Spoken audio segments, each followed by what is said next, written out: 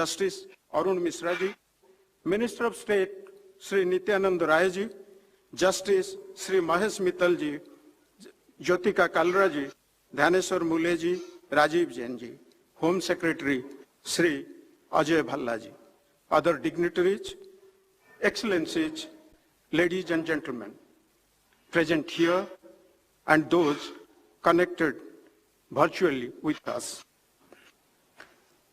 National human rights के प्रतीक का संदेश वैदिक युग का प्राचीन आदर्श सर्वे भवन्तु सुखिनः है, मे ऑल बी हैप्पी।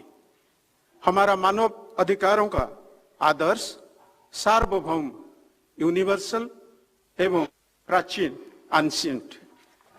अब नेशनल ह्यूमन राइट्स कमीशन गीत का प्रस्तुतिकरण किया जाएगा।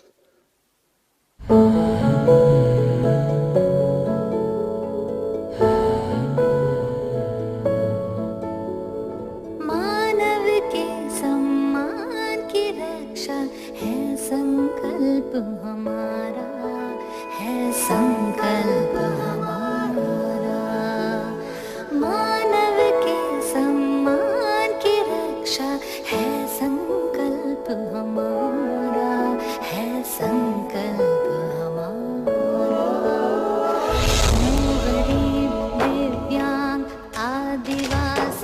बच्चे या नारी, धर्म कोई हो, है सब मानव समता के अधिकारी।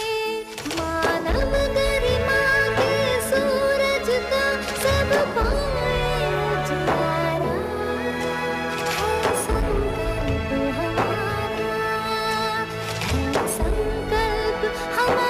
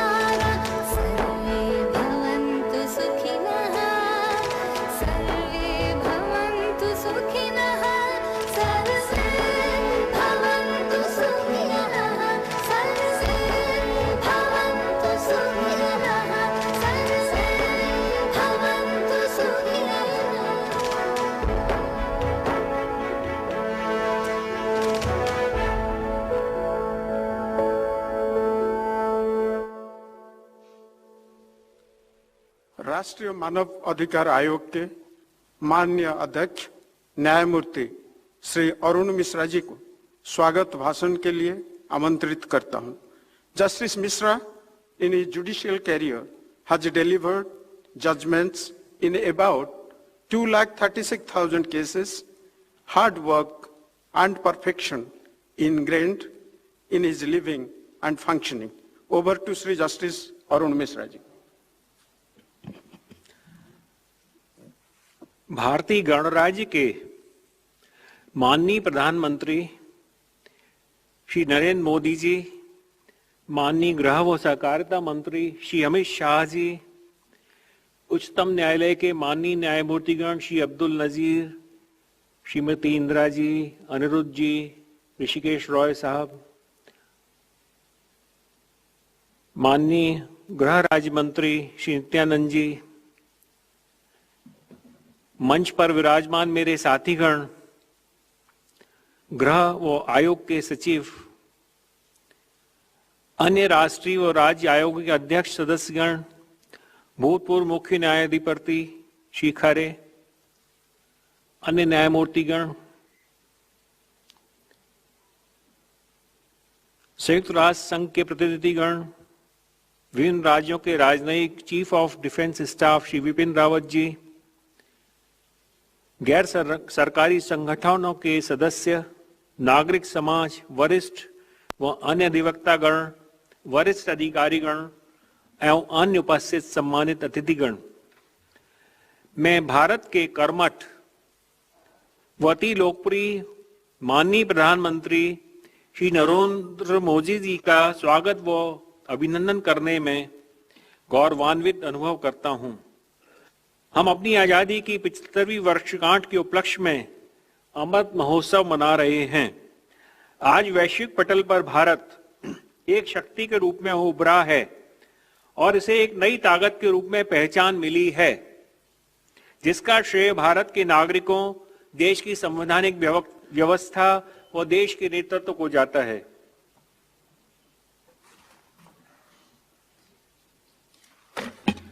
मुझे माननीय गृह मंत्री श्री अमित शाह जी का हार्दिक अभिनंदन करने में प्रसन्नता हो रही है।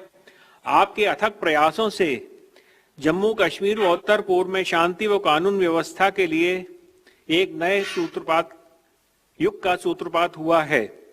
मैं यहाँ उपस्थित अन्य समस्त सम्मानित न्यायमूर्तिगण, मंत्रीगण व अन्य अतिथियों का भी हार्दिक स्वागत व अभिनंदन करता हूँ। हम यह गर्व के साथ कह सकते हैं कि भारत में मानव अधिकारों के संरक्षण व संवर्धन में अग्रणी है। हमारे देश में जन कल्याण संबंधी अनेक योजनाएं लागू की गई हैं, जिससे मानव जीवन एवं मूल्यों के संरक्षण को नया आयाम मिला है।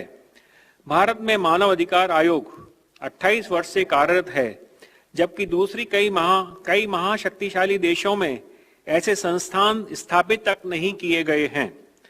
भारत में विश्व की कुल आबादी का 6वां भाग निवास करता है। इतनी बड़ी लोकतांत्रिक प्रणाली को सुचारू रूप से चलाना निस्संदेह अत्यंत दुरूह कार्य है। फिर भी हमारी लोकतांत्रिक प्रणाली शांतिपूर्वक व न्याय संगत तरीके से हर समस्या का समाधान करती है। भारत की महान उपलब्धियों में किए गए योगदान के लिए हम अपने माननीय प्रधानमंत्री, गृह मंत्री व इसमें योगदान करने वाले सभी संबंधितों का हार्दिक धन्यवाद ज्ञापित करते हैं। मानवीय गरिमा के मूल्य व अधिकारों की अवधारणा वैदिक साहित्य, भारत जीवन दर्शन व संस्कृति में समाहित है। हम नारी को शक्ति का अवतार मानते हैं। दुर्गा पूजा इसका प्रमाण है। हमारी संस्कृति मानव जीवन हेतु आवश्यक प्रकृति की रक्षा के प्रति संवेदनशील है।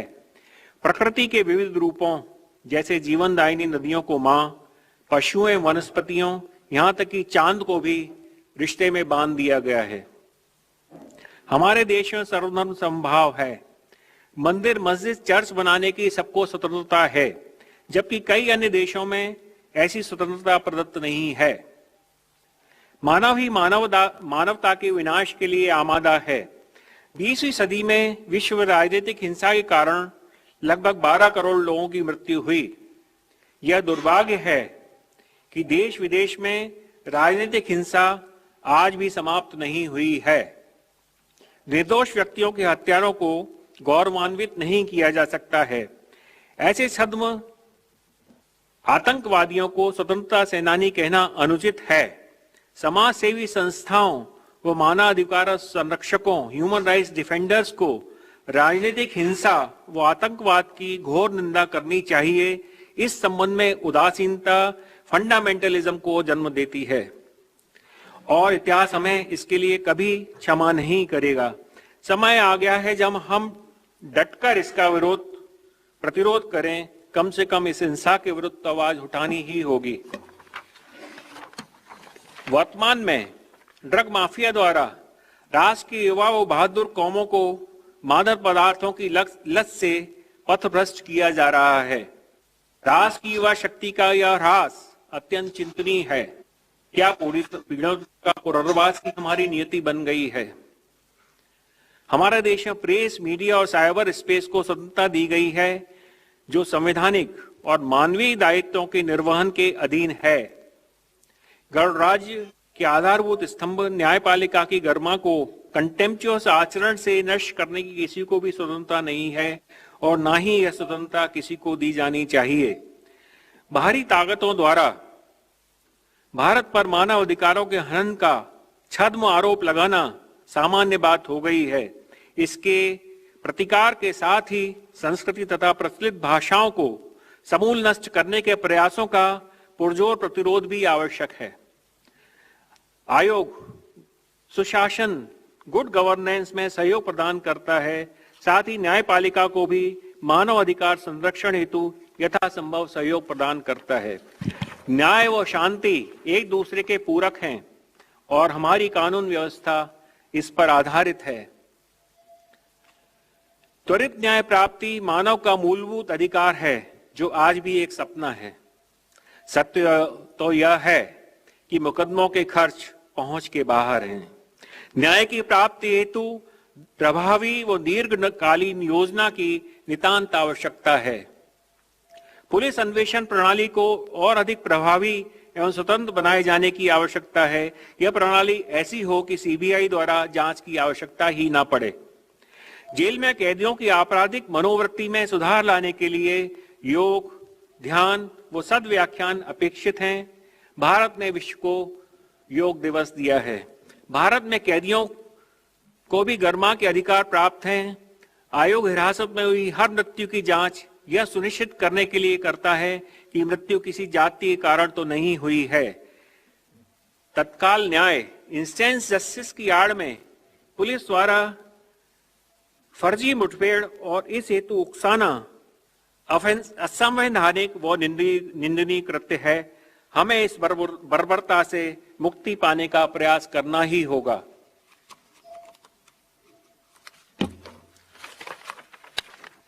आरक्षण का लाभ उन्नत आरक्षित वर्ग के उपभोग यूसर्प कर लेने के कारण अभी तक इस वर्ग की पंक्ति के अंतिम व्यक्ति तक नहीं पहुंच पाया है।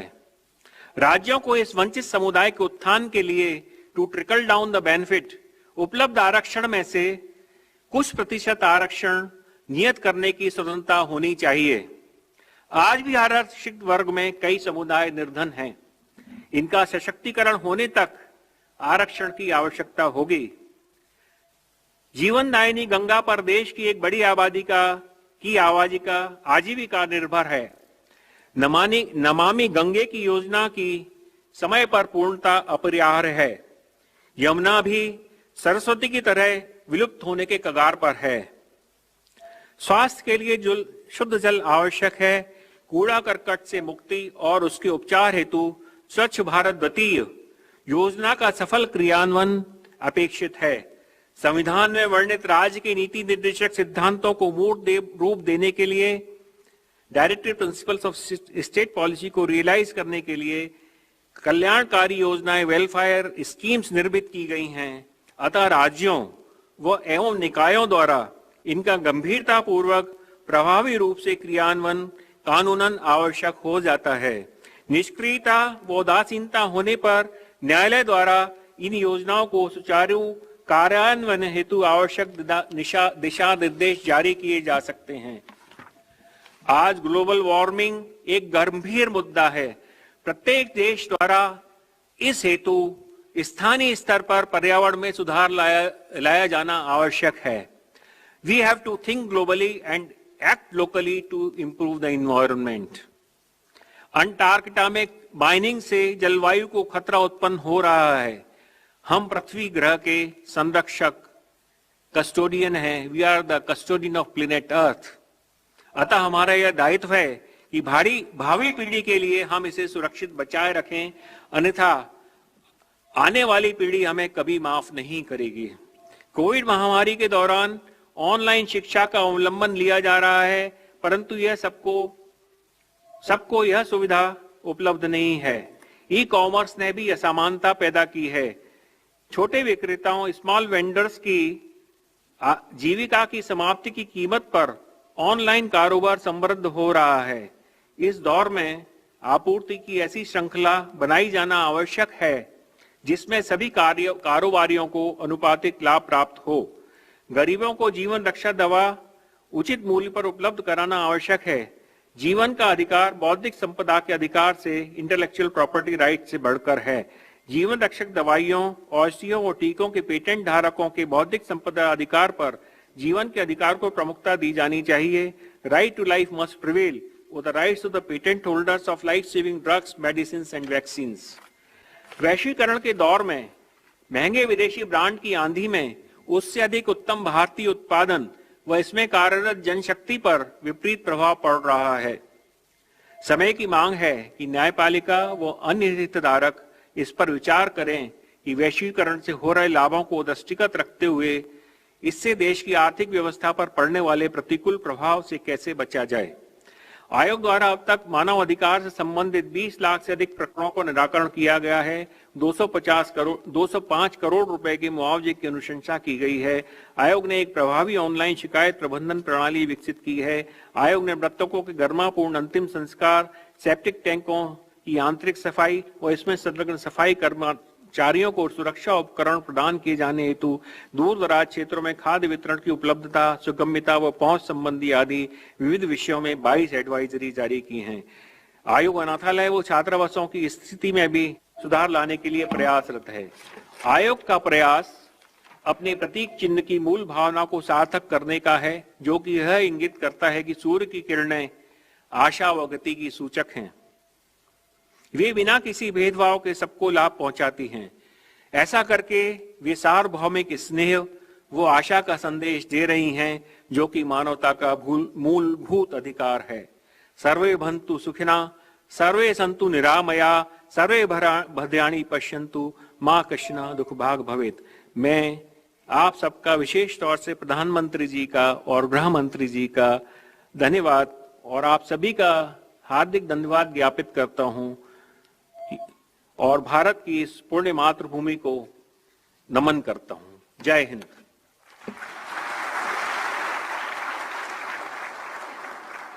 अब राष्ट्रीय मानव अधिकार आयोग की भूमिका पर बनी लघु वृत्त चित्र प्रस्तुत है।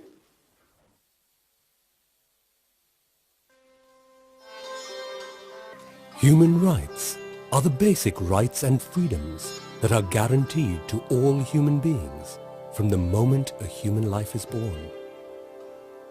The National Human Rights Commission was established on the 12th of October 1993. The statute under which it is established is the Protection of Human Rights Act.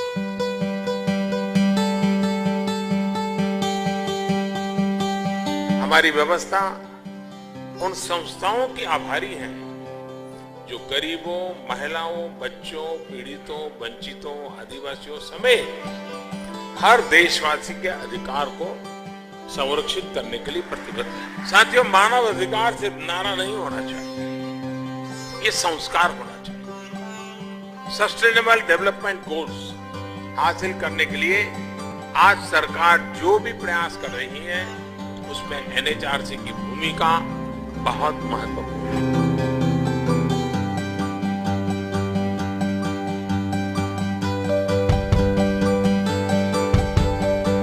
More than 300 seminars and workshops, close to 1,000 spot inquiries, over 40 bills and legislations reviewed.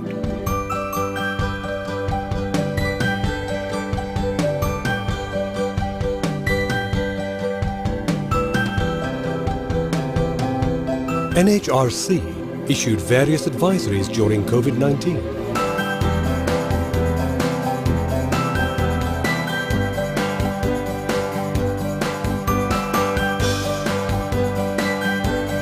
NHRC India has reinvented its approach and response to ensure promotion and protection of human rights during these challenging times. Issues of human rights defenders, manual scavengers, shelter homes, orphans, widows, water and sanitation are being addressed. It is not the end, but the start of our journey.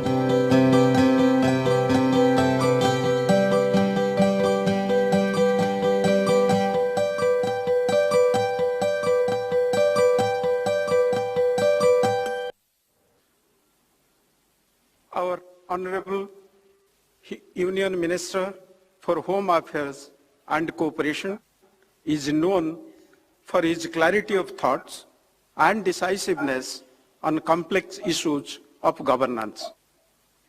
माननीय केंद्रीय गृह एवं सहकारिता मंत्री श्री अमित शाह जी से निवेदन है कि इस शुभ अवसर पर अपने विचार रखने की कृपा करें।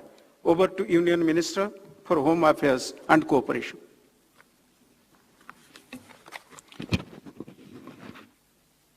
आज के गौरवमय कार्यक्रम में उपस्थित आजाद भारत के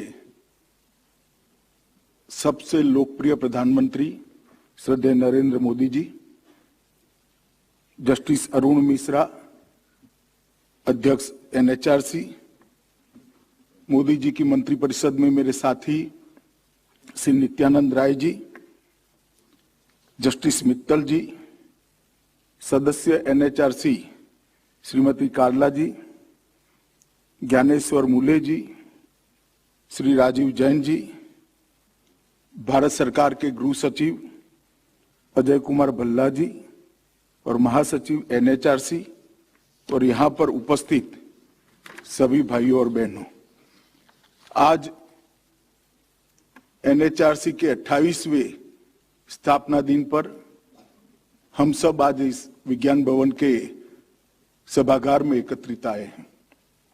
हम सब के लिए आनंद का विषय है कि आज ह्यूमन राइट कमीशन के स्थापना दिन पर प्रधानमंत्री जी का उद्बोधन हमें सुनने को मिलेगा। मैं इसलिए इस विषय पर बहुत ज्यादा बोलना नहीं चाहता क्योंकि प्रधानमंत्री जी हमें डिटेल बात करने वाले हैं, मगर ये 28 साल की अपनी यात्रा में ह्यूमन राइट कमीशन ने 20 लाख से ज्यादा केसों का निस्तारण किया है और 205 करोड़ से ज्यादा रकम का मुआवजा जिनको भी अन्याय हुआ था उनको दिलाने का काम किया है। और एक प्रकार से नई जागृति, नई चेतना ह्यूमन राइट से संबंधित हर एक क्षेत्र के अंदर जगाने का काम ह्यूमन राइट कमीशन ने किया है। इसलिए मैं प्रतीक के तौर पर आज के अध्यक्ष जस्टिस मिश्रा को इस अवसर पर बहुत बहुत बधाई देता हूं और ह्यूमन राइट कमीशन के सभी लोगों को भी और इसके साथ जुड़े हुए एनजीओ को भी ये जागृति जगाने के लिए बहुत बहुत बधाई दे रहा हूं। चाहे कस्टोडियल डेथ हो, चाहे गटर के अंदर उतरकर गटर को साफ करने वाले का अधिकार की बात हो, चाहे आदिवासी दलित समाज के अधिकार की बात हो, हर क्षेत्र के अंदर ह्यूमन राइट कमीशन ने पीड़ितों की आवाज बनने का प्रयास किया है और सफल प्रयास किया है। और मैं मानता हूं कि यात्रा आगे पर भी चालू रहेगी, जारी रहेगी और भारत के अंदर ह्यूमन राइट के क्षेत्र में जो अच्छा काम हुआ है इसको और अच्छी तेज गति से हम आगे बढ़ाएंगे। मगर आज मैं इस मौके पर यहां आया हूं तो एक बात पर सारे देश भर के ह्यूमन राइट एक्टिविस्टों का ध्यान दिलाना चाहता हूं। 2014 से जब से परिवर्तन हुआ और एक लंबे अरसे के बाद देश में पूर्ण बहुमति की एक सरकार आई और नरेंद्र भाई इसके नेतृत्व करने लगे, प्रधानमंत्री बने, तब से एक ऐसे क्षेत्र पर उनका ध्यान गया जो ह्यूमन राइट के सारे अधिकारों की बात करने वालों की नजर के बाहर था। इस देश के 60 करोड़ गरीब, इस देश के 60 करोड़ गरीबों को भी समानता का अधिकार है, समान जीवन जीने का अधिकार है और आजादी तभी सही मायनों में मानी जाएगी जब एक 60 करोड़ गरीब अपनी बुनियादी सुविधाएं प्राप्त कर लेंगे। हमारा संविधान ये 60 करोड़ लोगों को भी बुनियादी सुविधा मांगने का अधिकार देता है, बुनियादी सुविधा प्राप्त करने का अधिकार देता है, मगर इस पर किसी की नजर नहीं गई थी। सिर्फ 7 साल की अल्पकाल की यात्रा के अंदर जो 60 साल में नहीं हुआ था वो हुआ है। आज इस 7 साल की यात्रा में 10 करोड़ परिवारों की महिलाओं को शौचालय का अधिकार देने का काम नरेंद्र मोदी सरकार ने किया है।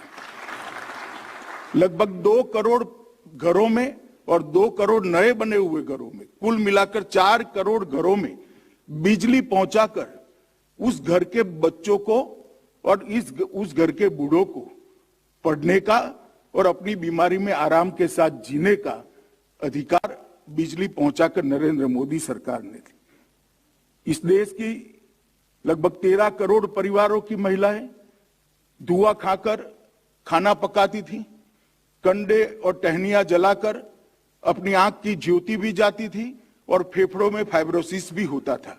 उस बीमारी से उनकी अल्प समय में मृत्यु होती थी, अकाल मृत्यु होती थी। उससे उसको बचाने का लगभग 13 करोड़ गरीबों के घर में स्वच्छ ईंधन यानी कि गैस का सिलेंडर पहुंचाने का काम ये नरेंद्र मोदी सरकार ने कर उनके ह्यूमन राइट का बहुत अच्छे तरीके से संरक्षण दिया है। 2 करोड़ लोगों को रहने का घर दिया है और 5 करोड़ लोगों को ये रहने का घर मिलने की पूरी योजना बनी हुई है। और देश के 60 करोड़ गरीबों को 5 लाख तक का, शायद ढंग से कोई जांच कर काम करेगा तो मालूम पड़ेगा दुनिया में ऐसी कोई स्कीम नहीं होगी जिसमें 60 करोड़ लोगों को 5 लाख तक का पूरा स्वास्थ्य का खर्चा वो परिवारों का आज सरकार उठाती है। उनके अपने स्वास्थ्य के साथ लंबा आयु जो ईश्वर ने निर्मित किया है उसके लिए वो पूरा करने का अधिकार इस सरकार ने दिया है। लगभग 60 करोड़ परिवार ऐसे थे जिनको बैंक अकाउंट की सुविधा नहीं थी। उनका सरकार से मिलने वाला उनका अधिकार, योजनाएं वो बिचौलिए खा जाते थे। आज बैंक के अंदर लगभग 60 करोड़ परिवारों में बैंक अकाउंट पहुंचाकर डायरेक्ट बेनिफिट ट्रांसफर स्कीम के द्वारा उसका पैसा उसके बैंक अकाउंट में जाकर लांच रुश्वत से बचने का बहुत बड़ा मौका नरेंद्र मोदी सरकार ने दिया है।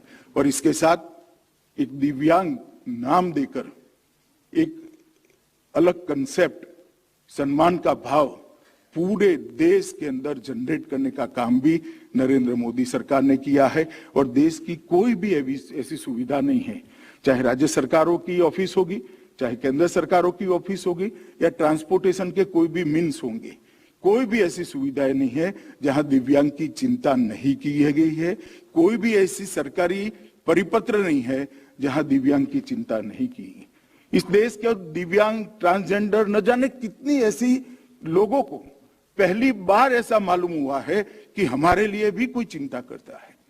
संविधान ने मेरे लिए जो सोचा है वो मेरे तक पहुंचाने का जरिया नरेंद्र मोदी सरकार बनी है। और मैं तो कई लोगों को मिला हूं, उनके अंदर एक आत्मगौरव का भाव की जागृति हुई।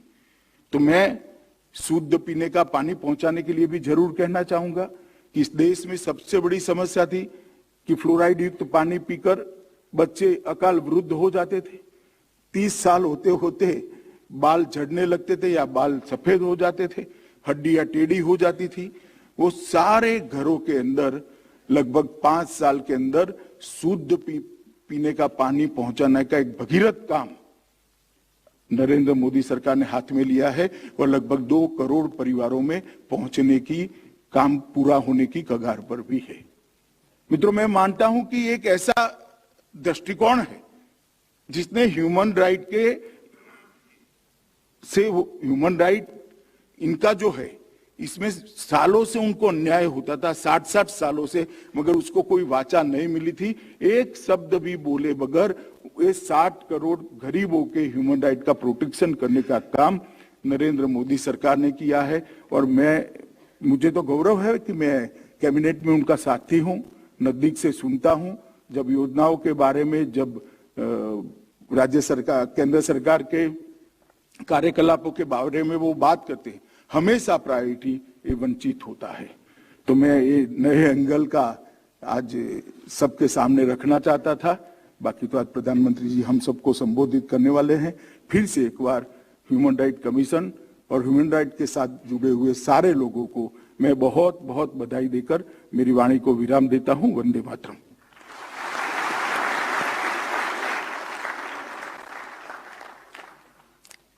माननीय प्रधानमंत्री जी का विजन है कि गरीबों, किसानों और मध्यम वर्ग को सशक्त बनाया जाए और देश का विकास तेजी से हो। माननीय प्रधानमंत्री जी का राष्ट्र के विकास में जन भागीदारी, पीपुल्स पार्टिसिपेशन पर अटूट विश्वास है। Honorable Prime Minister, sir, you have been leading the country on the path of growth, prosperity, and progress. Our reforms have a human face and people-centric. When India speaks at the United Nations, it speaks for those who have been left behind. We, the people of India, salute the spirit of Sabka Saath, Sabka Vikas, Sabka Vishwas, and Sabka Prayas. In your words, Prime Minister, sir, I will quote, Sabka Prayas is important for the achievement of all our goals for a new India with cutting-edge innovation and technology, unquote. Now, I invite Honorable Prime Minister, sir, to share his thoughts with the august gathering present here in Vigyan Bhavan and all the dignitaries who have been connected virtually. Over to Honorable Prime Minister, sir. नमस्कार। आप सभी को नवरात्रि के पावन पर्व की बहुत बहुत शुभकामनाएं।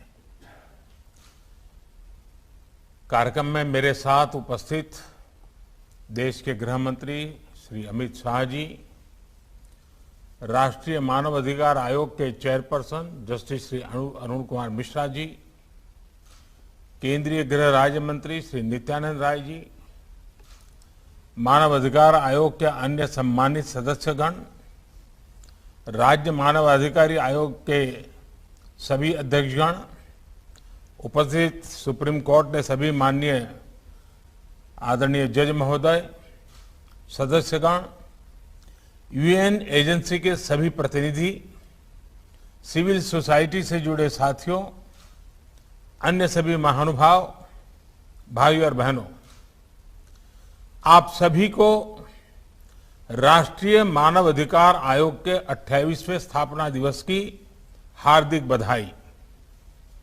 ये आयोजन आज एक ऐसे समय हो रहा है जब हमारा देश अपनी आजादी का अमृत महोत्सव मना रहा है। भारत के लिए मानव अधिकारों की प्रेरणा का, मानव अधिकार के मूल्यों का बहुत बड़ा स्रोत आजादी के लिए हमारा आंदोलन, हमारा इतिहास है। हमने सदियों तक अपने अधिकारों के लिए संघर्ष किया, एक राष्ट्र के रूप में, एक समाज के रूप में अन्याय अत्याचार का प्रतिरोध किया। एक ऐसे समय में जब पूरी दुनिया विश्व युद्ध की हिंसा में झुलस रही थी, भारत ने पूरे विश्व को अधिकार और अहिंसा का मार्ग सुझाया। हमारे पूज्य बापू को देश ही नहीं बल्कि पूरा विश्व मानव अधिकारों और मानवीय मूल्यों के प्रतीक के रूप में देखता है। ये हम सबका सौभाग्य है कि आज अमृत महोत्सव के जरिए हम महात्मा गांधी के उन मूल्यों और आदर्शों को जीने का संकल्प ले रहे हैं। मुझे संतोष है कि राष्ट्रीय मानव अधिकार आयोग भारत के इन नैतिक संकल्पों को ताकत दे रहा है, अपना सहयोग कर रहा है। साथियों, भारत आत्मवत् सर्वभूतेषु, आत्मवत् सर्वभूतेषु के महान आदर्शों को, संस्कारों को लेकर, विचारों को लेकर चलने वाला देश है। आत्मवत् सर्वभूतेषु यानी जैसा मैं हूं वैसे ही सभी मनुष्य हैं। मानव मानव में जीव जीव में भेद नहीं है। जब हम इस विचार को स्वीकार करते हैं तो हर तरह की खाई भर जाती है। तमाम विविधताओं के बावजूद भारत के जनमानस ने इस विचार को हजारों सालों में जीवंत बनाए रखा। इसलिए सैकड़ों वर्षों की गुलामी के बाद भारत जब आजाद हुआ तो हमारे संविधान द्वारा की गई समानता और मौलिक अधिकारों की घोषणा उतनी ही सहजता से स्वीकार हुई। साथियों, आजादी के बाद भी भारत ने लगातार विश्व को समानता और मानवाधिकारों से जुड़े विषयों पर नया पर्सपेक्टिव दिया है, नया विजन दिया है।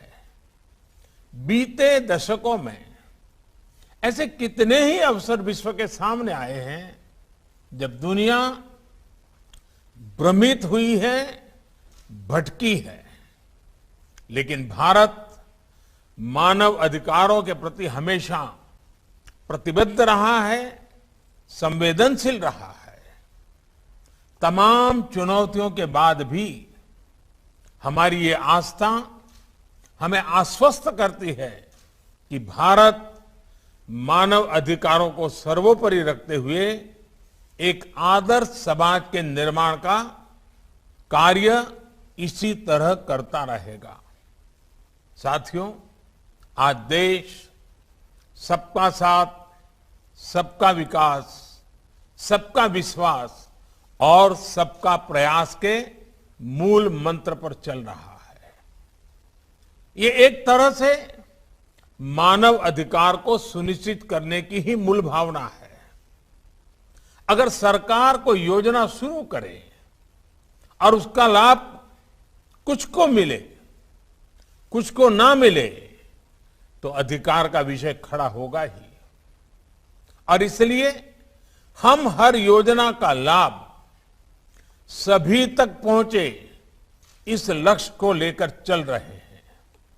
जब भेदभाव नहीं होता, जब पक्षपात नहीं होता, पारदर्शिता के साथ काम होता है, तो सामान्य मानवीय के अधिकार भी सुनिश्चित होते हैं।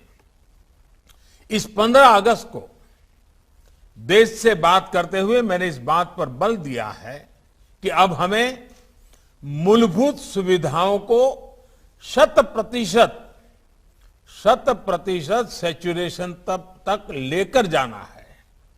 ये 100% सैचुरेशन का अभियान समाज की आखिरी पंक्ति में, जिसका अभी हमारे अरुण मिश्रा जी ने उल्लेख किया, आखिरी पंक्ति में खड़े उस व्यक्ति के अधिकारों को सुनिश्चित करने के लिए जिसे पता तक नहीं है कि ये उसका अधिकार है।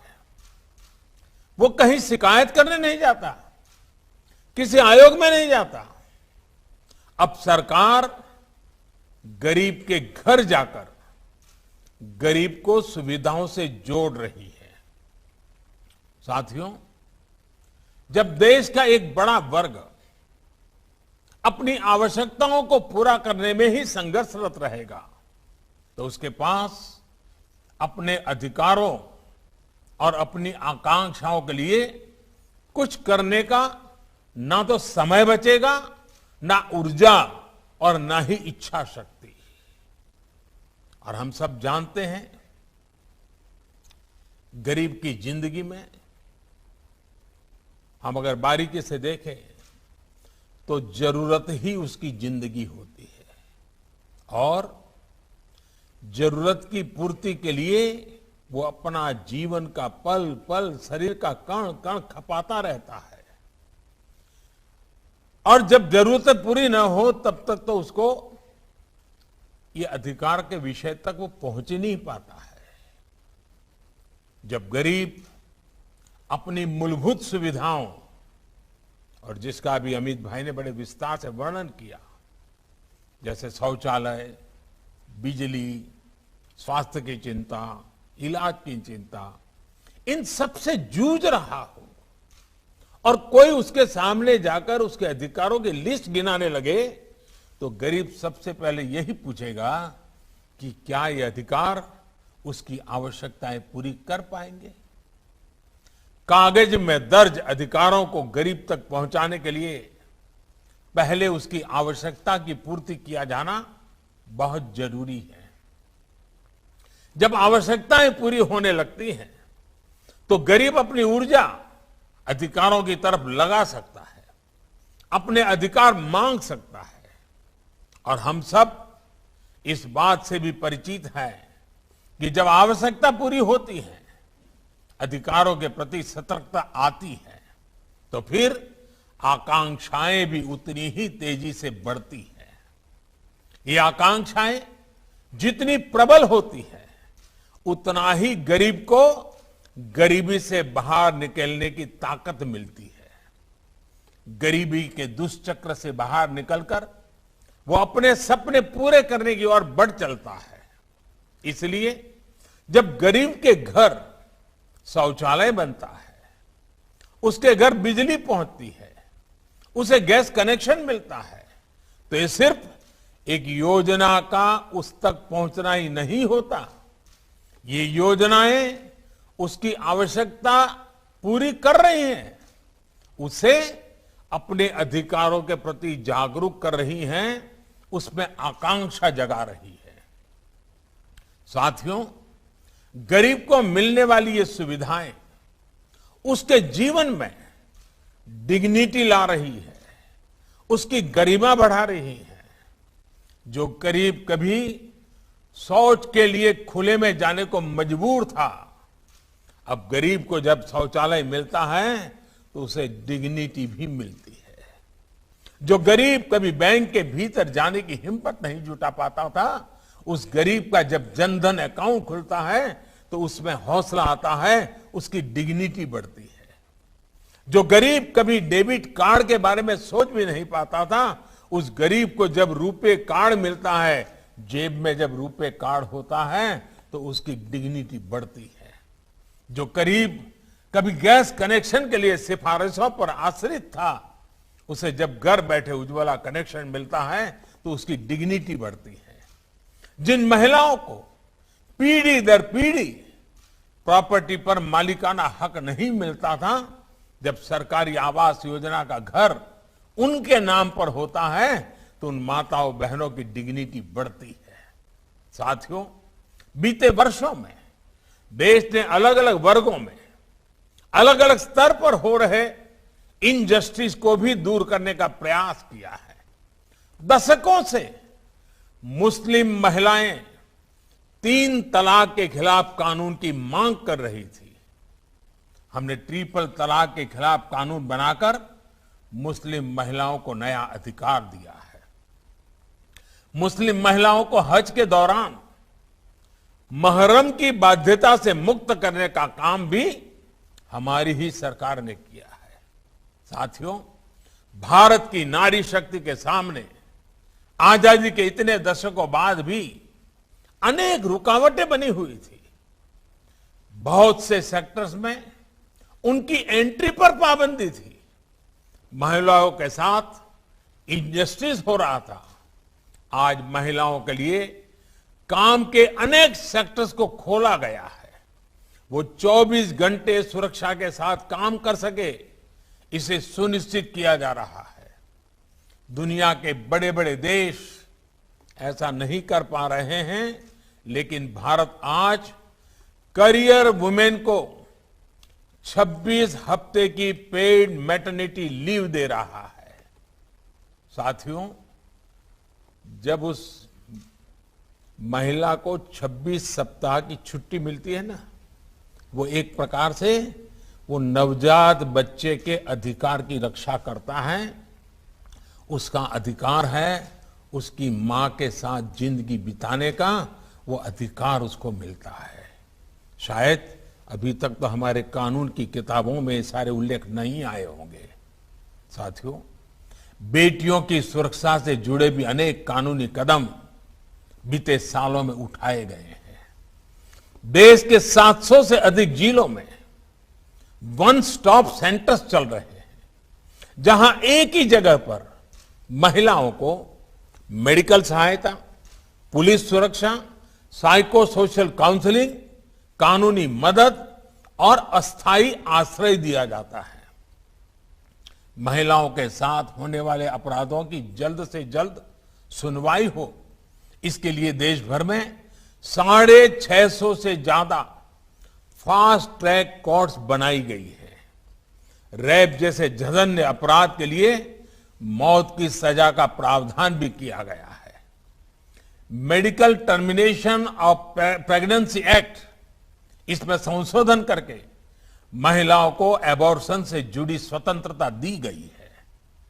सुरक्षित और कानूनी एबॉर्शन का रास्ता मिलने से महिलाओं के जीवन पर संकट भी कम हुआ है और प्रताड़ना से भी मुक्ति मिली है। बच्चों से जुड़े अपराधों पर लगाम लगाने के लिए भी कानूनों को कड़ा किया गया है। नई फास्ट ट्रैक कोर्ट्स बनाई गई है। साथियों, हमारे दिव्यांग भाई बहनों की क्या शक्ति है, ये हमने हाल के पैरालंपिक में फिर अनुभव किया है। बीते वर्षों में दिव्यांगों को सशक्त करने के लिए भी कानून बनाए गए हैं, उनको नई सुविधाओं से जोड़ा गया है। देश भर में हजारों भवनों को, सार्वजनिक बसों को, रेलवे को दिव्यांगों के लिए सुगम हो, लगभग 700 वेबसाइट्स को दिव्यांगों के अनुकूल तैयार करना हो, दिव्यांगों की सुविधा के लिए विशेष सिक्के जारी करना हो, करेंसी नोट भी। आपको शायद कई लोगों को मालूम नहीं होगा, अब जो हमारी नई करेंसी हैं उसमें दिव्यांग यानी जो प्रज्ञाचक्षु हमारे भाई बहन हैं, वे उसको स्पर्श करके ये करेंसी नोट कितनी कीमत की है वो तय कर सकते हैं। ये व्यवस्था की गई है। शिक्षा से लेकर स्किल्स से लेकर अनेक संस्थान और विशेष पाठ्यक्रम बनाना हो, इस पर बीते वर्षों में बहुत जोर दिया गया है। हमारे देश की अनेक भाषाएं हैं, अनेक बोलियां हैं और वैसा ही स्वभाव हमारे साइनेजेज में था। मूक बधिर हमारे दिव्यांगजन जो है, अगर वो गुजरात में जो साइनेजेस देखता है, महाराष्ट्र में अलग, गोवा में अलग, तमिलनाडु में अलग। भारत ने इस समस्या का समाधान करने के लिए पूरे देश के लिए एक साइनेजेस की व्यवस्था की, कानूनन की और उसकी प्रेरित ट्रेनिंग का। ये उनके अधिकारों की चिंता और एक संवेदनशील अभिगम का परिणाम है। हाल ही में ही देश की पहली साइन लैंग्वेज डिक्शनरी और ऑडियो बुक की सुविधा देश के लाखों दिव्यांग बच्चों को दी गई है, जिससे वे ई लर्निंग से जुड़ सके। इस बार जो नई नेशनल एजुकेशन पॉलिसी आई है, उसमें भी इस बात को विशेष रूप से ध्यान रखा गया है। इसी तरह ट्रांसजेंडर व्यक्तियों को भी बेहतर सुविधाएं और समान अवसर देने के लिए transgender persons protection of rights कानून बनाया गया है। गुमंतु और अर्ध गुमंतु समुदायों के लिए भी डेवलपमेंट एंड वेलफेयर बोर्ड की स्थापना की गई है। लोक अदालतों के माध्यम से लाखों पुराने केसेस का निपटारा होने से अदालतों का बोझ भी कम हुआ है और देशवासियों की भी बहुत मदद मिली है। ये सारे प्रयास समाज में हो रहे इनजस्टिस को दूर करने में बड़ी भूमिका निभा रहे हैं। साथियों, हमारे देश ने कोरोना की इतनी बड़ी महामारी का सामना किया, सदी की इतनी बड़ी आपदा जिसके आगे दुनिया के बड़े बड़े देश भी डगमगा गए। पहले की महामारियों का अनुभव है कि जब इतनी बड़ी आबादी त्रासदी आती है, इतनी बड़ी आबादी हो, तो उसके साथ समाज में अस्थिरता भी जन्म लेती है। लेकिन देश के सामान्य मानवीय के अधिकारों के लिए भारत ने जो गया, उसने तमाम आशंकाओं को गलत साबित कर दिया। ऐसे कठिन समय में भी भारत ने इस बात का प्रयास किया कि एक भी गरीब को भूखा नहीं रहना पड़े। दुनिया के बड़े बड़े देश नहीं कर पा रहे हैं, लेकिन आज भी भारत 80 करोड़ लोगों को मुफ्त अनाज मुहैया करा रहा है। भारत ने इसी कोरोना काल में गरीबों, असहायों, बुजुर्गों को सीधे उनके खातों में आर्थिक सहायता दी है। प्रवासी श्रमिकों के लिए one nation one ration card की सुविधा भी शुरू की गई है, ताकि वो देश में कहीं भी जाए उन्हें राशन के लिए भटकना न पड़े। भाई और बहनों, मानवीय संवेदना और संवेदनशीलता को सर्वोपरि रखते हुए सबको साथ लेकर चलने के ऐसे प्रयासों ने देश के छोटे किसानों को बहुत बल दिया है। आज देश के किसान किसी तीसरे से कर्ज लेने के लिए मजबूर नहीं है। उनके पास किसान सम्मान निधि की ताकत है, फसल बीमा योजना है, उन्हें बाजार से जोड़ने वाली नीतियां हैं। इसका परिणाम यह है कि संकट के समय भी देश के किसान रिकॉर्ड फसल उत्पादन कर रहे हैं। जम्मू कश्मीर और नॉर्थ ईस्ट का उदाहरण भी हमारे सामने है। इन क्षेत्रों में आज विकास पहुंच रहा है। यहां के लोगों का जीवन स्तर बेहतर बनाने का गंभीरता से प्रयास हो रहा है। ये प्रयास मानव अधिकारों को भी उतना ही सशक्त कर रहे हैं। साथियों, मानव अधिकारों से जुड़ा एक और पक्ष है जिसकी चर्चा मैं आज करना चाहता हूं। हाल के वर्षों में मानव अधिकार की व्याख्या कुछ लोग अपने अपने तरीके से अपने अपने हितों को देखकर करने लगे हैं। एक ही प्रकार की किसी घटना में कुछ लोगों को मानव अधिकार का हनन दिखता है और वैसी ही किसी दूसरी घटना में इन्हीं लोगों को मानव अधिकार का हनन नहीं दिखता। इस प्रकार की मानसिकता भी मानव अधिकार को बहुत ज्यादा नुकसान पहुंचाती है। मानव अधिकार का बहुत ज्यादा हनन तब होता है जब उसे राजनीतिक रंग से देखा जाता है, राजनीतिक चश्मे से देखा जाता है, राजनीतिक नफा नुकसान के तराजू से तोला जाता है। इस तरह का सिलेक्टिव व्यवहार लोकतंत्र के लिए भी उतना ही नुकसानदायक है। हम देखते हैं कि ऐसे ही सिलेक्टिव व्यवहार करते हुए कुछ लोग मानव अधिकारों के हनन के नाम पर देश की छवि को भी नुकसान पहुंचाने का प्रयास करते हैं। ऐसे लोगों से भी देश को सतर्क रहना है। साथियों, आज जब विश्व में मानव अधिकारों की बात होती है तो उसका केंद्र इंडिविजुअल राइट्स होते हैं, व्यक्तिगत अधिकार होते हैं। ये होना भी चाहिए, क्योंकि व्यक्ति से ही समाज का निर्माण होता है और समाज से ही राष्ट्र बनते हैं। लेकिन भारत और भारत की परंपरा ने सदियों से इस विचार को एक नई ऊंचाई दी है। हमारे यहां सदियों से शास्त्रों में बार बार इस बात का जिक्र किया जाता है, आत्मनः प्रतिकूलानि परेशान न समाचारेत, यानी जो अपने लिए प्रतिकूल हो वो व्यवहार दूसरे किसी भी व्यक्ति के साथ न करें। इसका अर्थ यही है कि मानव अधिकार केवल अधिकारों से नहीं जुड़ा, बल्कि ये हमारे कर्तव्यों का विषय भी है। हम अपने साथ साथ दूसरों के भी अधिकारों की चिंता करें, दूसरों के अधिकारों को अपना कर्तव्य बनाएं। हम हर मानव के साथ समभाव और ममभाव रखें। जब समाज में ये सहजता आ जाती है तो मानव अधिकार हमारे समाज का जीवन मूल्य बन जाता है। अधिकार और कर्तव्य ये दो ऐसी पटरियां हैं जिन पर मानव विकास और मानव गरिमा की यात्रा आगे बढ़ती है। अधिकार जितना आवश्यक है, कर्तव्य भी उतने ही आवश्यक है। अधिकार और कर्तव्य की बात अलग अलग नहीं होनी चाहिए, एक साथ ही की जानी चाहिए। ये हम सभी का अनुभव है कि हम जितना कर्तव्य पर बल देते हैं उतना ही अधिकार सुनिश्चित होता है। इसलिए प्रत्येक भारतवासी अपने अधिकारों के प्रति सजग रहने के साथ ही अपने कर्तव्यों को उतनी ही गंभीरता से निभाए, इसके लिए भी हम सब ने मिलकर के निरंतर प्रयास करना पड़ेगा, निरंतर प्रेरित करते रहना होगा। साथियों, ये भारत ही है जिसकी संस्कृति हमें प्रकृति और पर्यावरण की चिंता करना भी सिखाती है।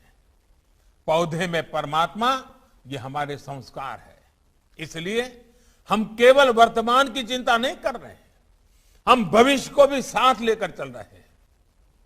हम लगातार विश्व को आने वाली पीढ़ियों के मानव अधिकारों के प्रति भी आगाह कर रहे हैं।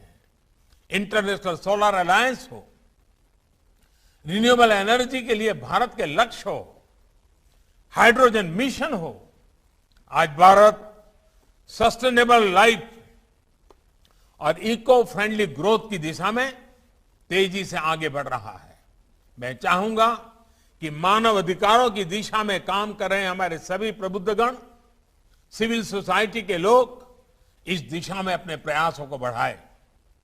आप सबके प्रयास लोगों को अधिकारों के साथ ही कर्तव्य भाव की ओर प्रेरित करेंगे। इन्हीं शुभकामनाओं के साथ मैं अपनी बात समाप्त करता हूं। आप सभी का बहुत बहुत धन्यवाद।